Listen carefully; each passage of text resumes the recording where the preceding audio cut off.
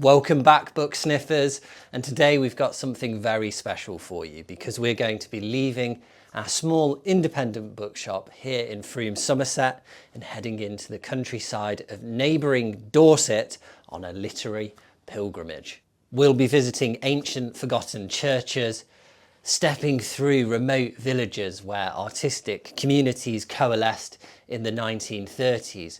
We will also see some Bronze Age barrows where an author who we've been celebrating here at Sherlock Pages and reading her works used to walk with her partner, Valentine Ackland. That author is Sylvia Townsend Warner, who published this book, Lolly Willowes, in 1926, which established her literary career. Before we get into this, I just wanted to say how astonished we were by the reaction to the previous video we did. We could never have expected that. I think we've got over 50,000 views now.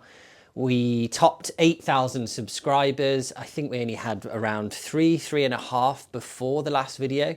So it's been such an encouragement to us. And I know that some of you have been on our channels. Some of you have even purchased from the shop. It's been a real boost to us here at Sherlock Pages. So thank you so much. If you're watching this video, don't forget to subscribe. Maybe we can head towards 10,000 before too long, which would be, for us, a real milestone, because we thought that maybe we'd get to 10,000 by the end of the year if we were lucky, and we might have done it before the end of March. Anyhow, let's begin our literary pilgrimage by diving back into the book that I mentioned, Lolly Willowes. So again, this is quite a slim novel. It's not too long. I think you could read this quite quickly. And ostensibly, it's the story of a single woman who heads into the English countryside after being in London to become a witch. Now, this is quite radical and nonconformist for the time. However, there is a much deeper and more subversive message to this novel. I think becoming a witch is almost a metaphor for escaping that life that was doled out to women at the time. This is in the post-Great War era where women had begun to enter the workplace to discover careers for themselves, and it's a real statement of independence. So in this novel, Sylvia Townsend Warner is really talking about the imaginative possibilities of being a witch, of preferring life with the devil to the drudgery of everyday life. Let's begin by taking a look at a place that was very special to Sylvia and the woman who was to change her life, the poet Valentine Ackland. The reputation of Sylvia Townsend Warner is really rising, definitely here in the UK and I think further afield. And actually, if you watch towards the end of the episode, you will see there is currently a campaign to raise the most stunning, quirky, charming statue to Sylvia Townsend Warner in Dorchester, in Dorset. But now we're going to head to a place called the Five Marys. This is the Five Marys, the barrow site, the Bronze Age barrow site that Sylvia Townsend Warner would have often walked to with her dog and with her partner, Valentine Ackland, as they began to fall in love from 1930 onwards.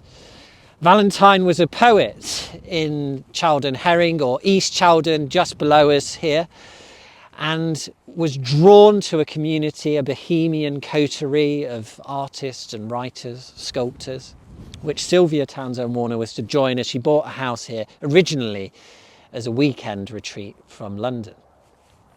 When they came up here, they experienced an ancient landscape. This is where the southern end of the Ridgeway paths mingles with the valley sides, pre-Roman Britain imprinted on the land. And we can imagine Valentine and Sylvia lay here hand in hand, watching the clouds pass by. And it reminds me, reading their writing in later decades, of how resonant this period was for them. This is their period of great discovery, personal discovery.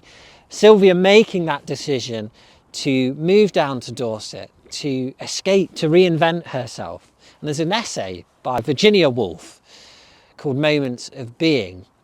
And it talks about those times that for whatever reason just leave a mark on you for the rest of your life. And I can imagine that late in life, when Sylvia thought back to the 1930s, it was somewhere like this, to the Five Marys, where they would have walked up from the village and then had some great memories, probably in conditions that were a lot warmer and dreamier than this cold February day. But it's really quite special to be here, to walk down the path just behind us, and imagine her and Valentine traipsing into this Dorset landscape, this chalk downland, which they would remember forever. Originally, Valentine had been a tenant of Sylvia, but this didn't really last long in the true sense, because it became quite immediately obvious after a few months that they had feelings for each other. And all this is wrapped up in the reality that we see life imitating art. And in Sylvia's case, her life is imitating her own art. She even talked about having to rediscover the Lolly manner to reassert herself in life. Now, she wrote Lolly Willowes in 1926, and she'd been visiting the village of East Chowden since as far back as 1921. This is where her friend, the reclusive Theodore Powys, lived, and alongside a set of artists, writers and sculptors who'd kind of coalesced around that family. So at first she bought the house intending to kind of split her time between London and Dorset. But I think as her and Valentine fell in love ever more deeply, they wanted to recreate or create a life together, rather, that was very, very special to them. And it was quirky, it was rustic but refined. Soon Sylvia was moving in Rococo mirrors, there was pink paint going up. It was kind of not too sophisticated though, there were still patchwork quilts and things like this. It was very, very unique and idiosyncratic. And then we can imagine their long walks into the countryside, coming back, listening to the gramophone, the candles flickering away in the evening, this artistic life in the countryside. All of this sounds quite bohemian, and it really is. It's very avant-garde for the time. Sylvia was already relatively wealthy and independent through her writing, but she was fiercely left-wing. In the 30s, her and Valentine would join the Communist Party, and I think they were very self-conscious about this. So the upgrades to the cottage that they Sylvia bought in East Chowden, which was named Miss Green after the previous owner of that cottage. The updates were relatively modest. They didn't go too far. There was only very, very rudimentary plumbing, and they lived quite a simple life out in the Dorset countryside. And I think there was a self-consciousness to that. When I was reading about this, I almost wondered if it grated on me a little bit, this idea of kind of almost living the poor lifestyle. However, Sylvia was so radical, so funny, so witty for her time. I'm sure she had her foibles. It's hard to know reading about someone quite far away into the past, but ultimately I was left with a real admiration for the experiment in living that they created. Sadly, the house, which was named Miss Green, that Sylvia bought and she would live in with Valentine, got hit by a stray bomb during the Second World War. Really surprising, I know, and unfortunate being out here so deep in the countryside. However, I did get a clip of where they rest together in the churchyard at East Chowden, so I hope you enjoy. So here we are in the Dorset countryside, beneath these trees in a churchyard where the wind blows in, called down from the sea a few miles beyond. And below my feet is a stone, a single stone where the ashes of two lovers, two women, two writers, are held together for posterity. And we've made our own literary pilgrimage today down from Sherlock Pages in nearby Somerset, come here to East Chowden, or Chowden Herring, the two names seem to be interchangeable, to uncover their story and look at some of the scenery that they would have seen, to recall the memories that they would have made in this place that was ever so resonant to them. They lived here in this village and in villages nearby for the rest of their lives. And it is astonishing to discover just how radical their lives were together. Sylvia and Valentine's love story was far from perfect, and I don't want to give that impression. There were multiple affairs on Valentine's side, affairs which Sylvia was aware of and even in some ways sort of was complicit in. She didn't want to constrain her partner Valentine in any way. However, the emotional pressures of those affairs really ratcheted up the tension to breaking point, particularly around 1949, where they very, very nearly split up from what I can read. But however, despite it all, they stayed together. I've already mentioned that in the 1930s, Sylvia and Valentine became members of the Communist Party of Great Britain. Remember, this is a time of great ideologies, what the historian Eric Hobsbawm termed the age of extremes. So this sounds all very unfamiliar with us, but for the time there were great swirls of thought and political movement. So I think we have to kind of centre ourselves in that time, the clash of ideologies of the 1930s. But by the time it had got to the 1940s, obviously the early 1940s, the Second World War, Sylvia found herself facing the hysterical rural patriotism of Dorset life. But during this time, Sylvia would find herself in the Women's Voluntary Service and was regularly travelling to the nearby town of Dorchester, working from here, Collerton House, where she acted as secretary, and apparently she did her job incredibly proficiently.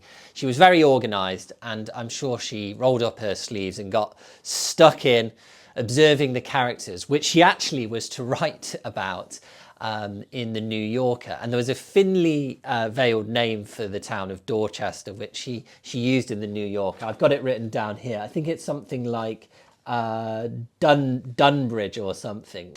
I actually haven't written down the name, but I think it was Dunbridge. So it's quite interesting to think about Sylvia seeing, you know, the searchlights on the river during the World War, all of the swirl of activity, and, you know, writing off these pieces on English rural life during this time. It must have been such a difficult period emotionally and physically. And I can only imagine hearing the news of that bomb landing on Miss Green as kind of being a line under all of the dreams, the Arcadian dreams of the 1930s. By this time they'd moved on and they would live in and around the area for the rest of their lives. There was small periods in Norfolk where Valentine's family were from, but they really did locate themselves in their home in the Dorset countryside. And for me, ultimately, as I intimated earlier, I was left with a great admiration for this experiment in living. They really, really did assert themselves on life, and they grabbed it by the horns despite many, many challenges. And I've been reading about the life of Sylvia and of Valentine, and actually also of two other writers, Virginia Woolf and Rosamond Lehman, in this book, Rural Hours by Harriet Baker. Now, this is out in hardback at the moment, but it's out in paperback very, very soon. I think it's March the 27th, which is actually the same day as my book is coming out. I've got that on hand here, Forgotten Churches. Exploring England's Hidden Treasures. By the way, if you want to get a pre-order in for this on Sherlock Pages, this is going out on Sunday, I believe, so you have 2 days. It's the end of Tuesday to get pre-orders in, and I will sign them all because I'm having a big signing session. I've been struggling to say session on camera. I keep on going session. Signing session with the publisher because I've got to get them all done, and it's going to be very, very difficult to ensure that all of the orders that come in after will be signed. But if you get it in before the end of Tuesday, it will be signed. However, back to a more relevant author for this discussion, Harriet Baker. So we have been speaking to Harriet online, and we hope to do an interview with her at some point. But Rural Hours is coming out in paperback soon, and it really talks about the time these authors had in the English countryside, why it was so profound to them. Sometimes, to varying degrees, these periods haven't been written about in as much depth by authors, and so it's quite a innovative book. It's really, really interesting. I've actually visited quite a lot of the places in this book already, particularly in relation to Virginia Woolf, her time in Sussex. Maybe I could do a video on that at some point. But yeah, I would so recommend this. That time that Sylvia and Valentine had in Dorset, as I say, there was an affection kindled between them. I think they found themselves at a time when they really needed each other. You can read more about this in here. I can never articulate everything contained in this work, and I think it's really valuable to understand. And I'm going to say it again, I'm just left with admiration, despite also having a wry smile at some of the contradictions, but we're all human. Clearly the works of Sylvia resonated when they were first written, and they have continued to resonate down the decades. There was a real period of interest in the works of Sylvia, I think, with certain feminist discourse in the 1970s. That interest seems to be back now in the current period for various reasons. And there is a statue being fundraised at the moment by Visible Women UK. Previously, they managed to raise funds for a statue to Mary Anning, who my niece dresses up as regularly on special sort of fancy dress days at school. So my family was really pleased to hear about this. And they are very, very close to finishing their fundraising. So this statue is almost certainly going to happen. What they're also aiming to get funds for is to preserve Sylvia's archive. And I heard that there are like 100 boxes of material. There's probably hidden treasure in there. So I think it's really important that this happens. And I see these as really important cultural investments. Fundraising for these cultural aspects of our lives as investments, this will augment our experience of living. In and of itself, that is worthwhile. What are we without our stories? But it will also drive literary pilgrimages like we had down to Dorchester.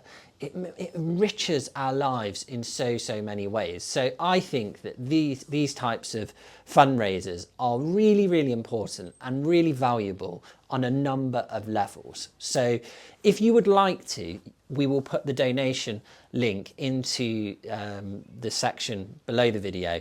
Take a look. I would love it if some of you who are particular fans of Sylvia Townsend Warner, or you have a particular affinity with Dorset, or you just really enjoyed this video, if you wanted to make a donation, then that would be great. I have no affiliation officially with any of this. This is just pure enthusiasm on our part. However, before I show the clip where we interviewed Anya Pearson, the chair of Visible Women UK, I did want to show you this absolutely unbelievable church. We actually went to it after we'd been to Dorchester, where I met Anya, so it's slightly out of sync chronologically with how I've edited this video. But this church, my gosh, it is so special.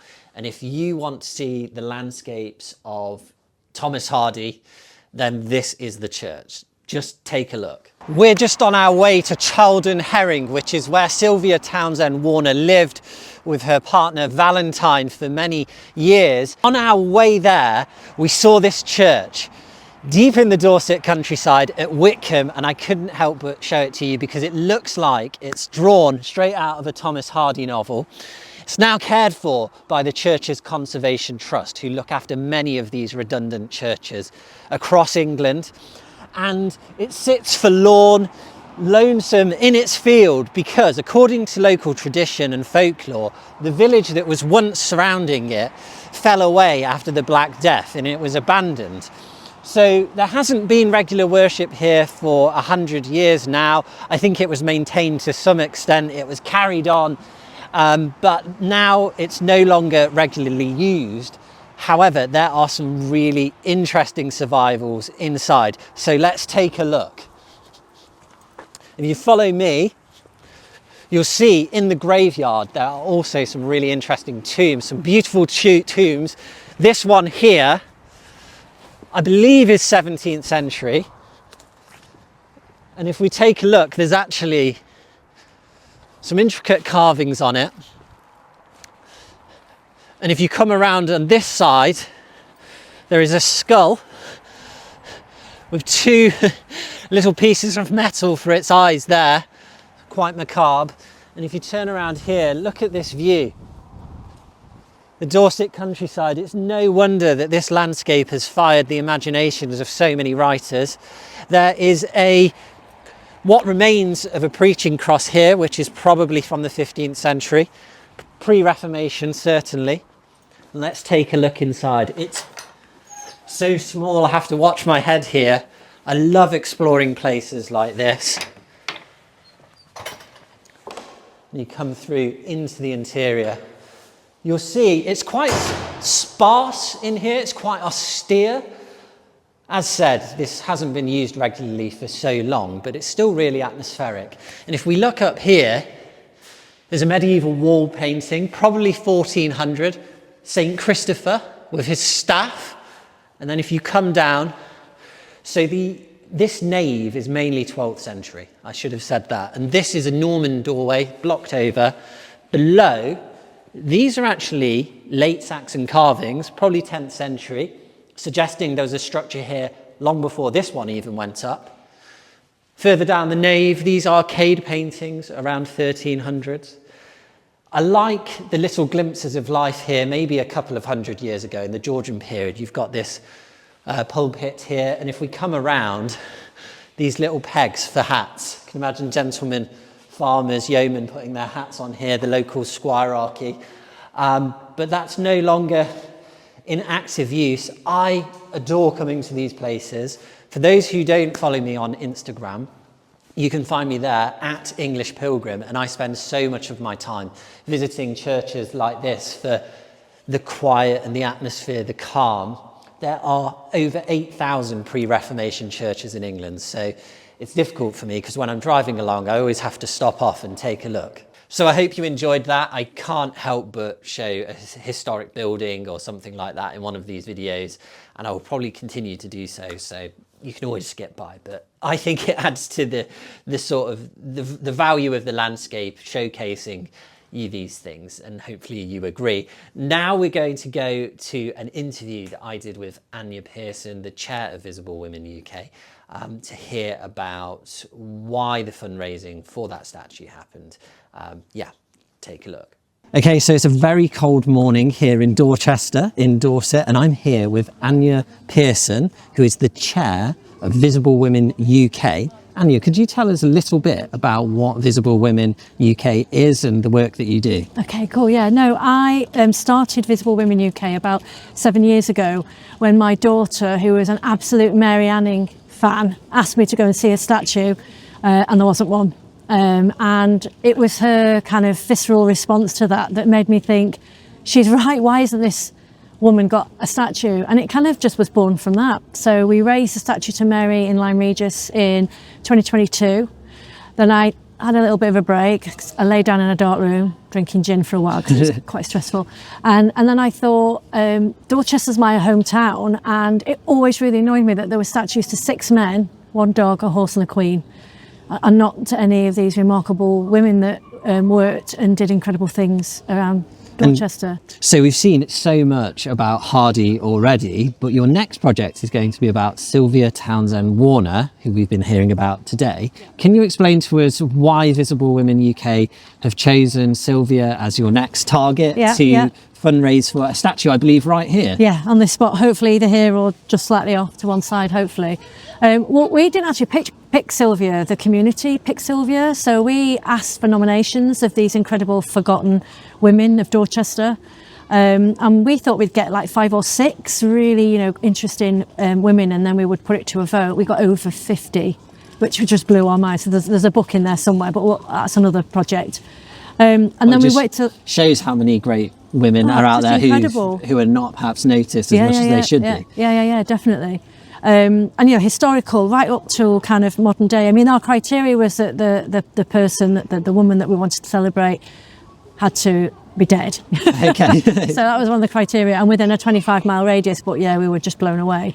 We whittled it down to 6 incredible women, and then that went to a vote, and we spent the whole of last year doing a lot of schools engagement, went to a lot of schools with a voting board, and Sylvia was just you know, hands down the winner. Well, being in Sherlock and Pages, our bookshop, her reputation definitely seems to be rising again. Yeah, definitely. And her works, I think they're particularly resonant now. And I know that she had a rise in popularity in the 70s as well. I think these things come in waves. So it's really great to see that energy and enthusiasm for her works, particularly Lolly Willowes. When we picked that as our book club pick last year, and we sell so many of those. There's just something about that book. So how can people get involved with the campaign? Can you tell us where you are with it and what you would like to do with Sylvia's legacy here in Dorchester? Yeah. So as we did with the Mary Anning statue, we've got a crowdfund campaign. We're raising 60k. We're almost there. I think we're about 5k short of that.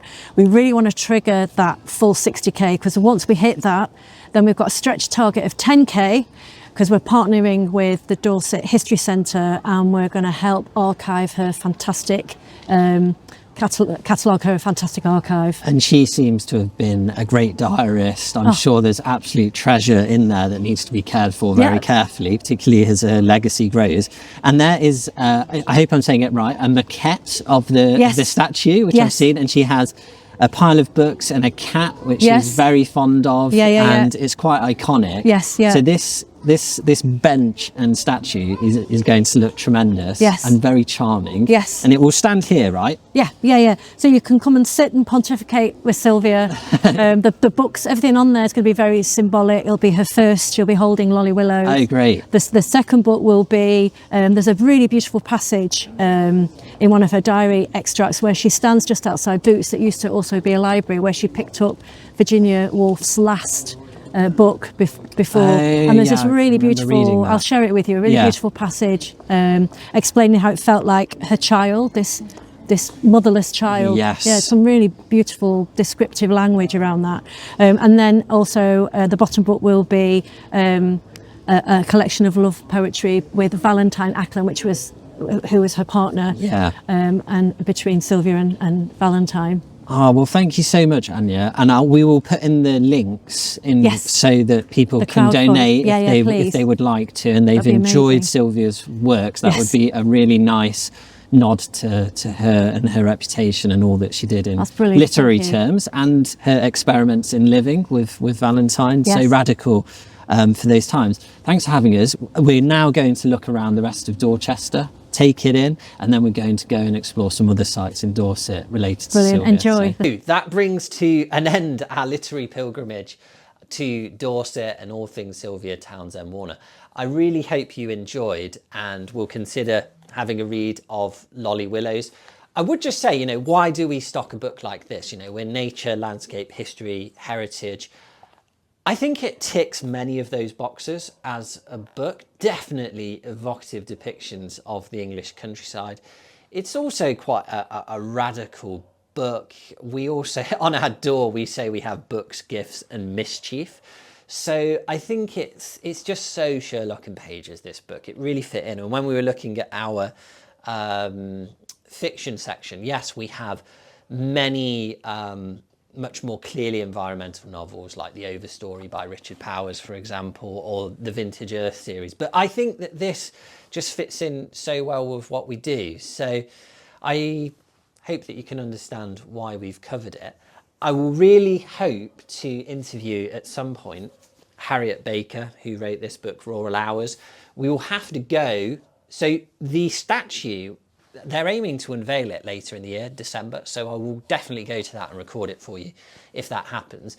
Some of you could come down to Sherlock and Pages and then go on your literary pilgrimage down into Dorset. It's only an hour and a bit drive, an hour and 15 minutes. I went with my friend Sam, who is a friend of the shop as well and has done some work filming for us. So thank you so much to Sam, who is a real hero and very generous, quiet spirit who, I'm in a great debt to. We have so much more exciting news coming. We have an exhibition coming up. We are even going to get a studio so I can record more book reviews. We have more storage. We can have some desk space for Sherlock and Pages. All of your support is helping us to build something really special. And I hope we can establish something that lasts for decades to come. Things still do feel quite precarious, but we're going for it. We're all in, all of the chips have been pushed over the table. We're just going for it. You know, this is a kind of a dream project.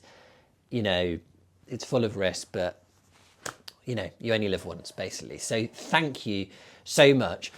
I'm not going to go into all of the details of what we're doing and the episodes to come up. We've got loads of plans, but do drop comments below on what you would like to see more of. That's not just me being a creator now, I guess, on here, on YouTube, trying to get engagement. Genuinely, on that last video we did, I was reading all the comments, even if I've not found time to reply yet. And it was really interesting to hear what you enjoyed about the video.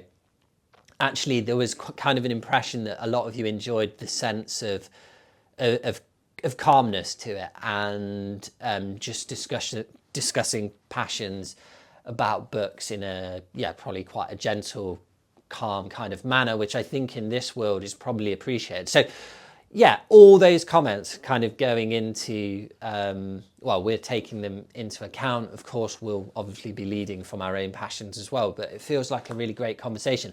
By the way, that was the nicest comment section I think I've ever had. I think there was like 98% nice comments. So clearly the right people have found this channel. Thank you so much. And I'll finish by saying, as we say here at Sherlock Pages, long live the hedgerows.